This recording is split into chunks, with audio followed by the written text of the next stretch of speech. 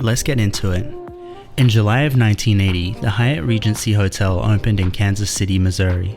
It was part of the Crown Center development, a polished, modern project meant to signal energy, confidence, and growth. The hotel itself had a 40-story tower and a huge interior atrium, a public space designed to feel open, dramatic, and expensive. And the atrium's centerpiece was hard to miss. 3 suspended walkways crossed the open lobby at the 2nd, 3rd, and 4th floors. Guests could stand on them, look down into the crowd, wave to people below, or cross between sections of the hotel without ever touching the lobby floor. The National Bureau of Standards investigation later described the layout clearly. The 2nd floor walkway hung below the 4th floor walkway, while the 3rd floor walkway was offset and separately supported. That arrangement matters because the 3rd floor walkway stayed up. The 2nd and 4th did not. By the summer of 1981, the Hyatt was hosting Friday night tea dances. Despite the name, they weren't quiet little tea parties. These were big social events. Music, dancing, mingling, a way to start the weekend in one of the newest, flashiest buildings in town. On July 17, 1981, the lobby was packed. Reports described the room as crowded for a Friday night dance. By the end of the night, 114 people would be dead and 216 injured. Some people were on the dance floor, some were watching from the walkways, and everyone trusted the building. Because that is the quiet arrangement we make every day with the world around us. We walk into hotels, airports, stadiums, malls, parking garages, office towers, and we don't stop to calculate the load path. We don't look at the ceiling and ask, who checked that connection? We assume someone did. To understand what happened, you only need 3 things: a roof, 2 walkways, and steel hanger rods. Originally, the design called for long rods to run down from the roof structure through the 4th floor walkway and continue down to the 2nd floor walkway. Think of it like 2 people holding onto the same rope. Person 1 is halfway down the rope, person 2 is lower down. The rope carries through both people's weight, but each person's hands are mainly holding their own body. In the original Hyatt design, the 4th floor walkway connection supported the 4th floor walkway. The 2nd floor walkway's weight continued down the rod and was carried separately through the same vertical support system. Not perfect, but conceptually simple. Then came the change. The steel fabricator wanted to make the assembly easier. Instead of 1 long continuous rod, the design was changed to 2 rods.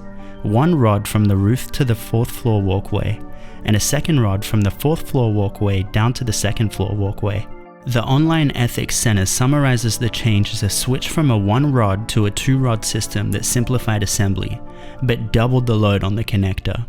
Now imagine the rope again, except this time, the lower person is not holding the rope. They are hanging from the ankles of the person above them. The rope still holds the total weight, but the person in the middle? They're suddenly carrying 2 people, and that was a fatal change. The 4th floor walkway was no longer just a walkway, it became a support for the walkway below it, and the connection at the 4th floor, a nut, a washer, and a box beam, was now being asked to carry roughly twice the load it was originally supposed to carry. And here's the part that makes this so much worse. Even the original design had serious problems. The case study notes that the original walkway design would not have met Kansas City building code requirements. So when the design was changed, it didn't turn a good connection into a risky one. It turned an already inadequate connection into a trap. The Hyatt disaster is often told as the story of 1 bad design change, but that's only half the story. The other half is how many chances there were to catch it. During January and February of 1979, the hanger rod connection design changed through communications between the fabricator, Haven Steel Company, and the engineering design team, GCE International. Whether a key approval phone call happened exactly as claimed became disputed later, but the drawings went forward. The danger was visible on paper. The 4th floor connection was carrying the 4th floor walkway and the 2nd floor walkway. A basic load check should have set off alarms, but in the chain between design, fabrication, review, approval, and construction, everyone seemed to believe someone else had done the math. And that is how disasters mature. Not always through 1 person saying they don't care. Sometimes through 10 people saying, that's probably handled. And there was another warning. In October 1979, while the hotel was still under construction, more than 2,700 square feet of the atrium roof collapsed. Afterward, the project team gave assurances about the safety of the atrium, but the walkway connection problem still remained. The building opened, the walkways stayed up. For about a year, they did exactly what dangerous structures often do.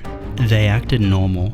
At approximately 7:05 p.m., the party was underway. People were standing on the suspended walkways. People were dancing below. The hotel was alive with the ordinary noise of a Friday night.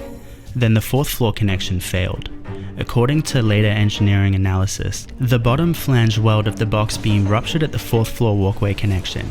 Then the nut and rod slipped through the failing beam and the upper walkway disconnected from its roof support, and the fourth floor walkway fell onto the second floor walkway below it. Both then crashed into the crowded atrium. The third floor walkway, offset to the side, remained in place. That detail made the whole cause harder to deny. This was not the whole hotel failing. This was not the floor giving way. It wasn't the roof coming down. This was a specific structural system failing at a specific connection. A bolt that had one job, but wasn't strong enough to handle it. The scene turned from celebration to mass casualty disaster in seconds. A water line was severed, and survivors trapped in the wreckage faced rising water before it was shut off. Heavy machinery had to be brought in to lift pieces of concrete and steel. Local hospitals needed blood immediately, and donors lined up through the night. By morning, the numbers were almost impossible to process. 114 dead, 216 injured, thousands changed forever. After a disaster like this, people look for the simplest explanation. Maybe there were too many people. Maybe they were dancing too hard. Maybe the crowd overloaded the walkways. But that explanation doesn't hold. Later analysis found that the loads at the time of collapse were significantly less than the loads required by the Kansas City Building Code.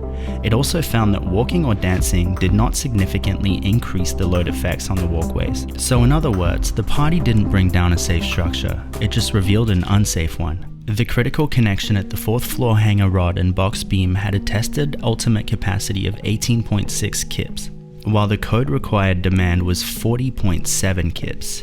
In plain English, the connection needed to handle more than twice what it could ultimately take. This is the terrifying thing about engineering failures. The building doesn't know you trust it. The steel doesn't care that the lobby's beautiful. The math does not negotiate.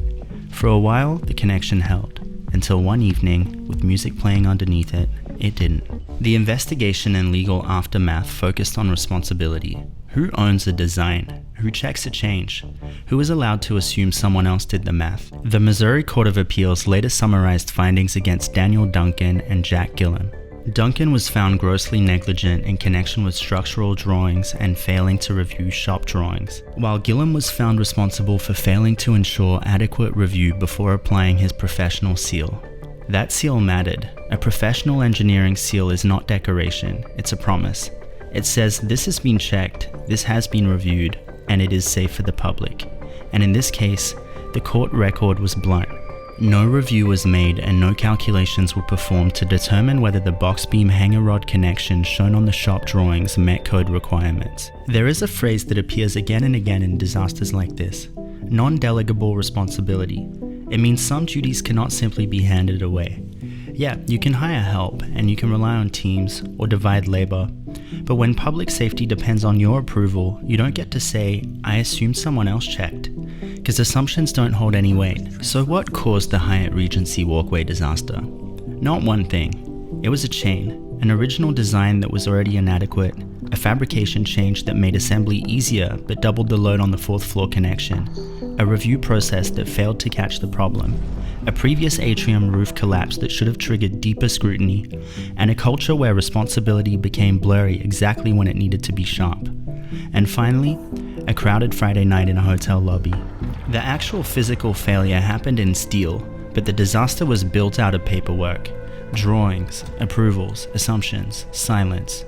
It is tempting to think of infrastructure as concrete, glass, steel, and bolts, but every structure is also made of decisions. And when those decisions are weak, the steel eventually finds out. The Hyatt Regency walkway collapse remains one of the most studied engineering disasters in American history because it teaches a lesson that is both technical and painfully human. The small part of a structure can become the most important part of a story. A nut, a washer, a box beam, a revised drawing, a miscalculation. One connection, hidden inside a beautiful hotel, carried more than steel. It carried trust. And on July 17, 1981, that trust failed.